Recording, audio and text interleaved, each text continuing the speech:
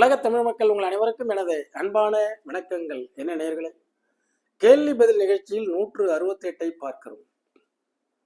மகர ராசி நேயர்களே, எதில் நீங்கள் ஜாக்கிரதையாக இருக்க வேண்டும்? கடந்த 5 ஆண்டு காலம் மாணவ மாணவிகள், இளைஞர்கள், வேலை பார்க்கக்கூடிய ஆண் பெண் சகோதர சகோதரிகள், தொழிலதிபர்கள், உங்கள் எல்லாத்திற்கும் ஒரு 5 ஆண்டுகளில் உங்களுடைய தகப்பனார் சனீஸ்வரன் அழகான ஒரு வாழ்க்கை பாடங்களை நடத்தி இருப்பார். அதில் என்னுடைய பழைய வீடியோக்களிலும் நான் அழகாக எடுத்து உரைத்திருப்பேன்.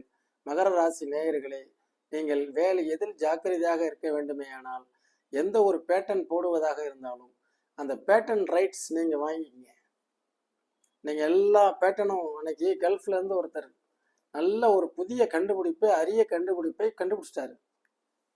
ஆனா அதுக்கு உண்டானது என்ன ஆகும், இன்வெஸ்டர் கிடைக்கல. நான் என்ன சொன்னேன், உங்க வயோதிக காலத்துல அதை கண்டுபிடிச்சு அது வெளில வந்துருச்சுன்னா மிகப்பெரிய அளவில் வெற்றியை கொடுக்கும். அந்த வெற்றியை கொடுப்பதற்கு பல 100 கோடி ரூபாய் அப்படிங்கிறத விட உங்களுக்கு சில கோடி ரூபாய் தேவை என்றால் அதை வாங்கி கொண்டு அந்த ரைட்ஸை கொடுத்துடலாம். இந்த ரைட்ஸை நம்ம வச்சுக்கிட்டு நம்மளை அதை ஃபியூச்சர்ஸில் கடைசி வரைக்கும் வச்சுக்கலாம் போது அதை பயனாளர்கள் அவங்க என்ன செய்வாங்க, டோட்டலாக அவங்க பயன்படுத்திட்டு உங்களை வெளியில் அனுப்பிடுவாங்கன்னு. அது மாதிரி சில விஷயங்கள் வேலை பார்க்க செல்லும் பொழுது அங்கு உங்களுடைய நோக்கங்கள், கொடுக்கப்பட்ட வேலையை கவனியுங்கள். ஏன்னா நீங்கள் எதில் ஜாக்கிரதையாக இருக்கணும் அப்படின்னா, அங்கே நடக்கக்கூடிய ஊழல்களையும் குற்றங்களையும் சிசிடிவி கேமரா வச்சு பார்த்துட்டு இருக்காதீங்க. ஏன்னா உங்களுக்கு இன்னொரு பேர் இருக்கு, துப்பறிவாளர், சிசிடிவி கேமரா. ஆக அந்த மாதிரி வேலை கொடுத்தாங்கன்னா செய்யுங்க. உங்களுடைய வேலை என்ன, QC, குவாலிட்டி கண்ட்ரோல். கண்ணில் விளக்கெண்ணெய் ஊற்றிட்டு பார்த்துட்டு இருக்கோம், குவாலிட்டி கண்ட்ரோல். இந்த மாதிரி பீஸ் ரெடி பண்ணி கொடுக்குறாங்க, அதில் என்ன மிஸ்டேக் இருக்குன்னு பாரு. செக்கிங் இன்ஸ்பெக்டர் ஒருத்தவங்களை நல்ல அணுவணுவாக செக் பண்ணி அதுக்கப்புறம் அனுப்புங்க. வேலை செய்யக்கூடிய இடங்களில் கொடுக்கப்பட்ட வேலையை தவிர வேற எந்த வகையிலுமே நீங்கள் டோட்டலாக உங்களுடைய கான்சன்ட்ரேஷனை டைவர்ட் பண்ணாதீங்க.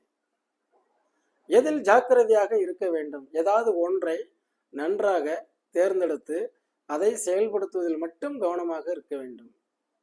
இங்கொன்றும் அங்கொன்றும் இங்கொன்றும் அங்கொன்றுமாக கால்களை வைத்து நீங்கள் எதையும் சிறப்பான ஒரு முன்னேற்றத்தை பெற முடியாமல் போனவர்கள் எல்லாம் கடந்த 5 ஆண்டுகளில் பார்த்திருப்பீர்கள்.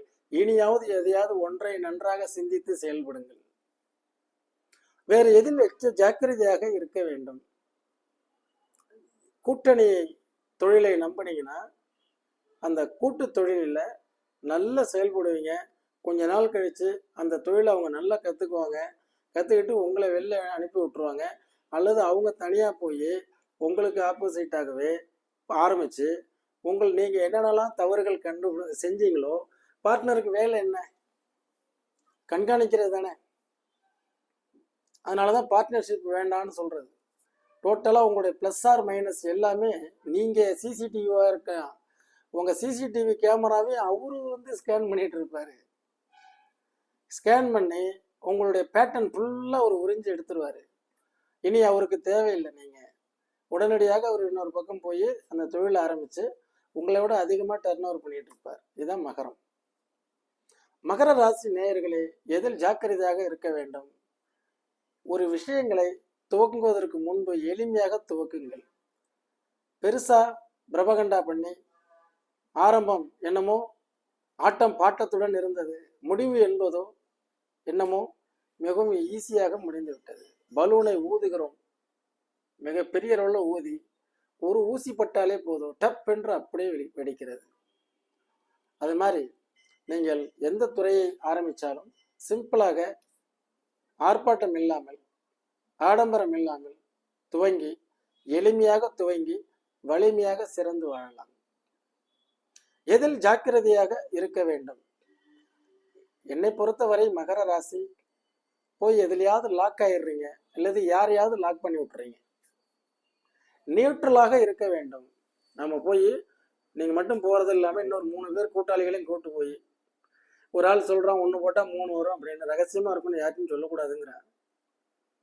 இந்த 4 பேர் உட்காந்து பேசி எல்லாம் போட்டு கடைசியில் பார்த்தீங்கன்னா அது 10ல் இன்னும் கொஞ்சம் போடணும், அதுவும் 10ல் இன்னும் கொஞ்சம் போட்டால் தான் அதை போட்டதே எடுக்கலாம். இப்படியே வந்து கிட்டத்தட்ட ₹1 கொண்டு போனீங்க, இப்போ ஆளுக்கு 10 ரூபாய் உள்ள போட்டீங்க.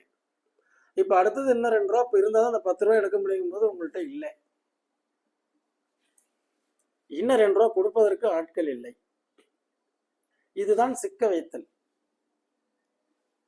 போய் டோட்டலாக நீங்கள் போய் சிக்கிறது டோட்டலாக நீங்கள் வந்து பார்த்தீங்கன்னா எதையாவது சிக்க வைக்கிறது. இந்த 3 பேரை கூப்பிட்டு போனீங்க இல்லையா, இன்னும் 2 பேர். அது இது மாதிரி வேலைகளை ஒரு ஜோதிடர்கிட்ட என் ஜாதகம் எப்படி, இது மாதிரி செய்யலாமா, ஈடுபடலாமா, அவர் மிக தெளிவாக எடுத்து சொல்லிடுவார். இப்போ சிக்கல்லையும் மாட்டிட்டீங்க, இன்னும் 2 பேரும் சேர்த்து சிக்க வச்சுட்டீங்க.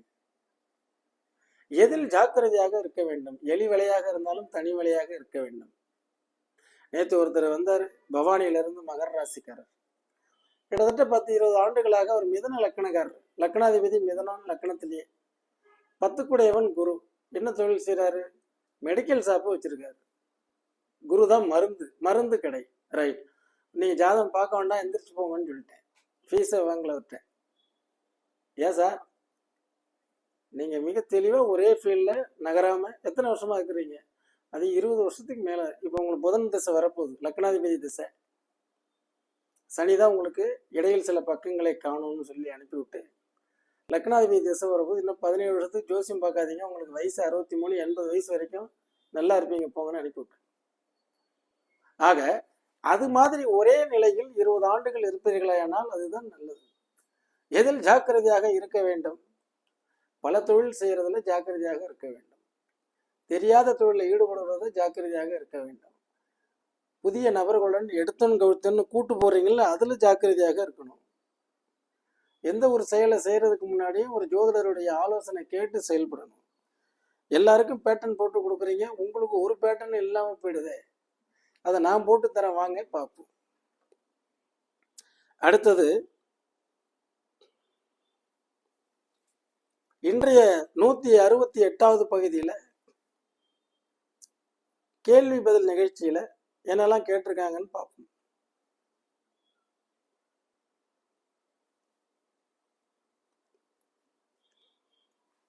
பாலதேவி, 6ஆம் பாவக ரகசியங்கள்.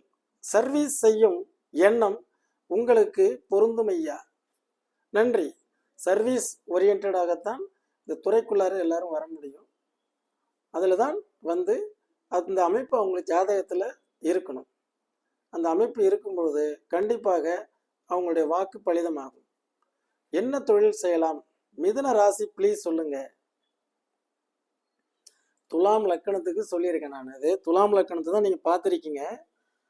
பொதுவாக துலாம் லக்கணத்திற்கு லக்கணாதிபதியினுடைய தொழில் கார்மெண்ட்ஸ்.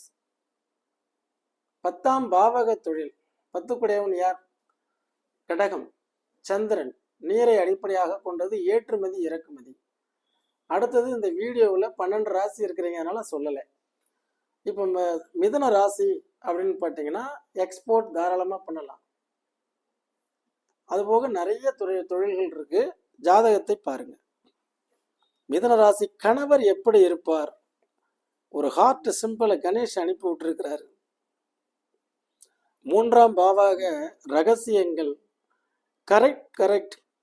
மனோ சதாசிவம், நான் படித்த படிப்புக்கு சம்பந்தமில்லாத ஒர்க் பண்ணுறேன். 3rd Lord டெபிலிட்டேட். 3ஆம் பாவாதிபதி பலவீனமாக ஆனதை அவர் ஒத்துக்கிறார். அண்ணாதுரை அவர்கள் சூப்பர் சார், வாழ்க வளமுடன். அண்ணாதுரை திருப்பூர், உங்களுக்கும் நீங்களும் வாழ்க வளமுடன். லக்ஷ்மி நரசிம்மன், வணக்கம் sir, thank you for this video, நன்றி. பழனி தீபன், அவர் தினம் ஒரு பயனுள்ள தகவல், நன்றி ஐயா. பழனி திருவண்ணாமலை, நன்றி. Excellent explanations. இளஞ்செழியன், மலேசியா, வாழ்த்துக்கள் இளஞ்செழியன். நாளைக்கு செவ்வாய்க்கிழமை, இன்னைக்கு என்ன படப்பிடிப்பு? 18/3. 19ஆம் தேதி உங்களுக்கு அப்பாயின்மெண்ட். உங்கள் ஒய்ஃப் ஜாதகத்தை பார்த்து சொல்லிடுறேன்.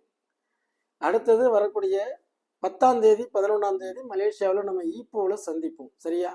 அப்போ உங்கள் மனைவி அங்கே அழைச்சிட்டு வாங்க. கிளியர் கட்டாக நம்ம இந்தியன் அஸ்ட்ராலஜி என்னை பொறுத்தவரை நான் எப்படி அணுகிறேன், ஒருத்தவங்களுக்கு எப்படி வழிகாட்டுறேங்கிறத, நிதர்சனமான உண்மைகளை, ப்ராக்டிக்கலான லைஃபை உங்கள் இருவருக்கும் நான் உணர்த்தி விட்டேன் என்றால் உங்கள் வாழ்க்கையில் பிரச்சனை வரும், ஆனால் பிரிவினையோ பெருசாகாது. இதுதான் வாழ்வியல் ஜோதிடம். சரிங்களா? ரைட். ஐயா வணக்கம். அறிவழகன் நன்றாக விளக்கம் அளித்துள்ளார் அப்படிங்கிறாங்க. நன்றாக விளக்கம் அளித்துள்ளார், நன்றி. ஷகிலா பானு அண்ணா வணக்கம், ஈத் முபாரக் சொன்னீங்க, ரொம்ப சந்தோஷமாக இருந்தேன். அனைவருக்கும் மீண்டும் உலகங்களில் இருக்கக்கூடிய இஸ்லாமிய சகோதர சகோதரிகள் அனைவருக்கும் ஈத் முபாரக். ஒரு பண்டிகை கொண்டாடுவதற்காக அதில் நாம் எல்லாருக்கும் வாழ்த்து சொல்வதில் முதல்ல பெருமை அடைவோம். ரைட். அடுத்தது, சார் அக்ரிகல்ச்சர் அஸ்ட்ராலஜி போடுங்க சார்னு ஒருத்தர் கேட்டிருக்கிறாரு. அதில் ஒருத்தர் பதில் அனுப்பியிருக்கிறாரு, அதுக்கு லேண்டு வேணுங்க அப்படின்னு. உங்கள்கிட்ட எவ்வளோ லேண்ட் இருக்குன்னு கேட்குறாரு. லேண்ட் இருக்கிறவங்க 46 ஏக்கர் இருந்தது எங்களுக்கு. அக்ரிகல்ச்சர் அமைப்பே எங்கள் அப்பா ஜாதகத்துலாம் இல்லாதனால தாங்க எல்லாமே விட்டுட்டு வந்தாச்சு. லேண்ட் இருந்தால் மட்டும் அக்ரிகல்ச்சர் பண்ண முடியுமா? அக்ரிகல்ச்சர் பண்ணி லாஸ் ஆனவங்க அவங்க எவ்வளோ பேர் இருக்காங்க. இந்த அவனாசி பக்கத்தில் பார்த்தீங்கன்னா நல்ல வாழையை போடுவாங்க. திடீர்னு இந்த ஆடி மாதத்துக்கு காற்று வரும், 1 மணி நேரத்தில் 1000 வாழையை சாய்ச்சிட்டு போயிடும். ஆக அக்ரிகல்ச்சருக்காகத்தான் பஞ்சாங்கமே உருவாக்கப்பட்டது. விதை விதைக்க, எருவிட, நாற்று நட, களை எடுக்க, அறுவடை செய்ய எல்லாம் இந்த பாம்பு பஞ்சாங்கத்தில் இருக்கும். பஞ்சாங்கத்தை வாங்கி ஒவ்வொரு வீட்லேயும் அப்போல்லாம் அங்கெல்லாம் சித்திரை 1க்கெல்லாம் பஞ்சாங்கத்தை படைச்சி படிப்பாங்க எங்கள் வீட்டிலாம் நாங்கள். ஆக அவங்க எதுக்காக இதெல்லாம் பார்த்தாங்கன்னா அந்த விவசாயிகளுக்காகத்தான் பஞ்சாங்கமே உருவாக்கப்பட்டது. சரிங்களா? விரைவில் நான் போடுறேன், ஒரு வீடியோ போட்டிருக்கேன் பாருங்க. கேள்வி பதில் 154. பிரேமாஸ்ரீ வணக்கம் ஐயா, 19/2/2005 10:23 AM ஈரோடு. மேரேஜ் எப்பொழுது நடக்கும்? கலத்திர காரகன் புத்தி நடைபெறுகிறது. இது என் மகளுடைய ஜாதகம். உங்களுடைய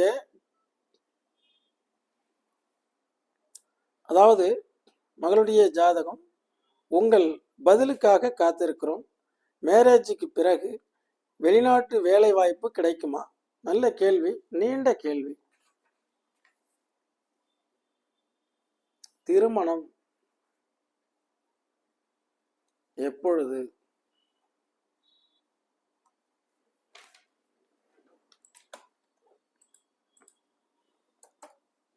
பத்தொன்பது 2/2005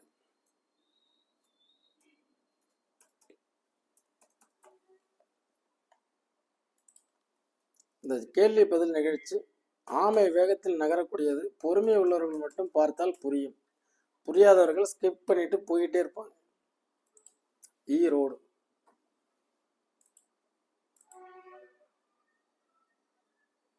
மேஷ லக்கணம், திருவாதிரை நட்சத்திரம். சரிங்களா?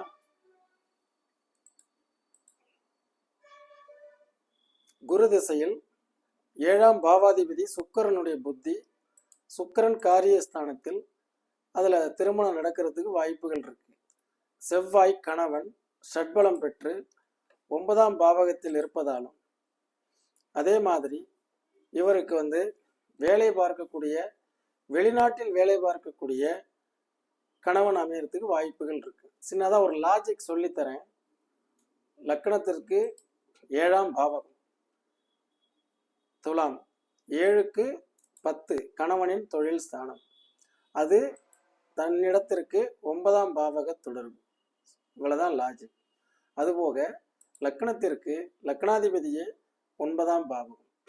லக்னாதிபதி 9க்கு போனாலே ஜாதகர் தொலைதூர பிரயாணம். அப்போ கணவன் வெளிநாட்டில் வேலை பார்க்கக்கூடிய கணவனை செலக்ட் பண்ணி பொருத்தம் பார்த்து திருமணத்தை முடித்து வெளிநாட்டுக்கு அனுப்பி வைக்கிறதுக்கு உண்டான ஜாதகம்.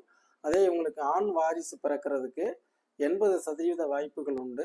9ஆம் பாவாதிபதியினுடைய திசை நடக்கும்பொழுது 9ஆம் பாவாதிபதி பொதுவாக குருவும் வக்கரமாயி, பாவாதிபதியும் வக்கரமாயி 6ஆம் பாவகத்திலிருந்து 12 குடையவன் அதுவுமே வக்கரமாயி 6ல் இருக்கும்போது கணவன் திருமணத்துக்கு பிறகு கணவன் மூலமாக வெளிநாடு செல்வதற்குண்டான கணக்கச்சிதமான ஜாதகம். இவ்வளவுதாங்க ப்ரெடிக்ஷன்ஸ். தேடுறது உங்க கடமை.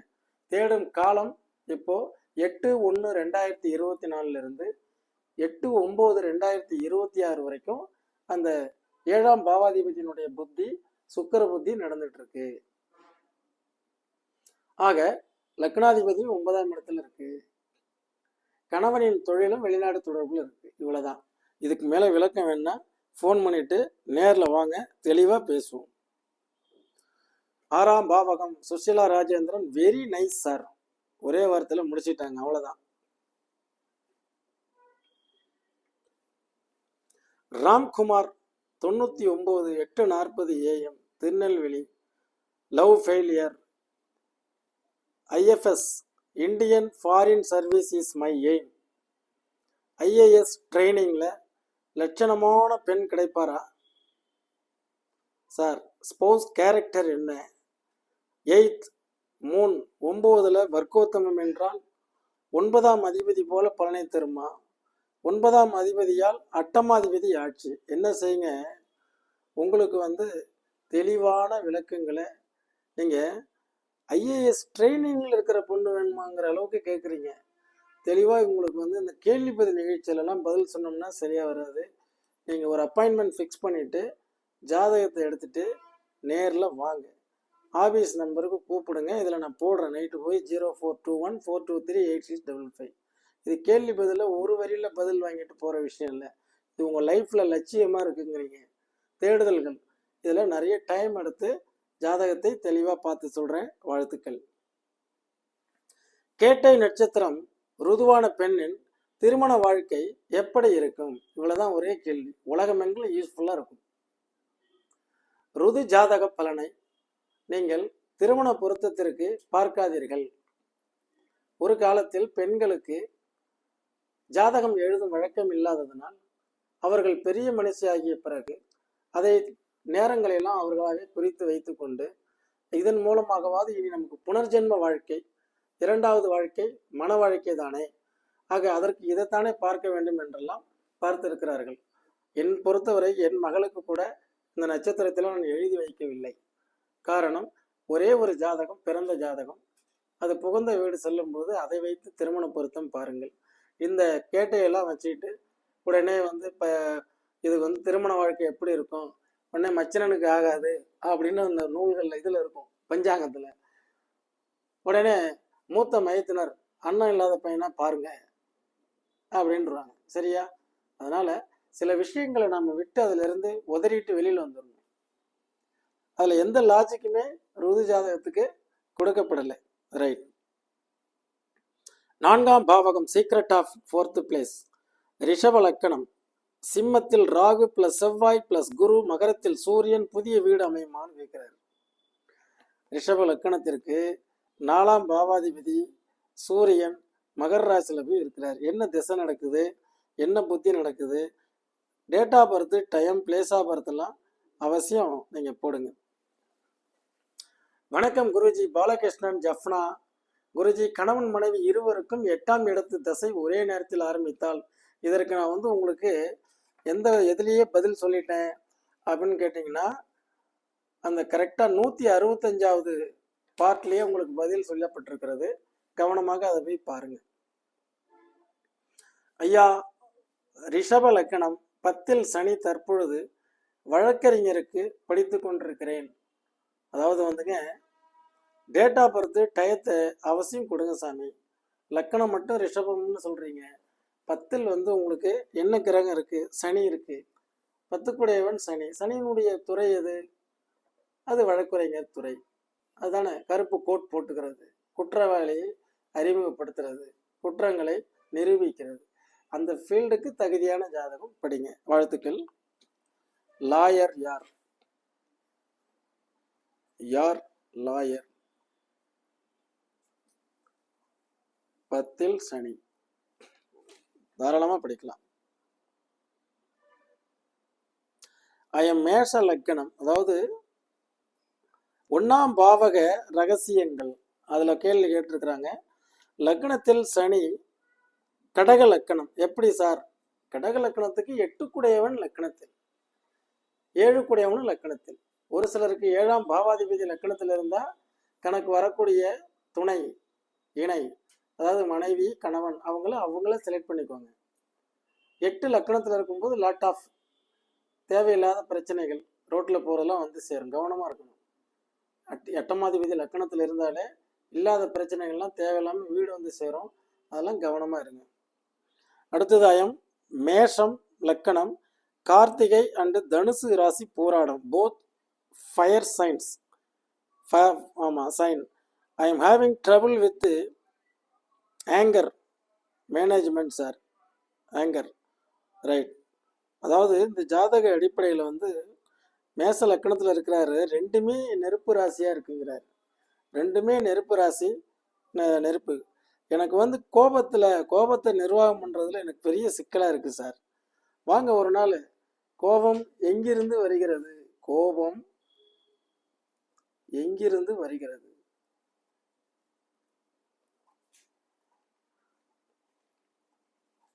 அதாவதுங்க, ஒரு மனிதனுடைய ஜாதகத்தில் 12 பாவகங்கள், 9 கோள்கள், ஒரு லக்கணம், ஒரு ராசி, இதையெல்லாம் உள்ளடக்கி தான் செயல்படுறோம்.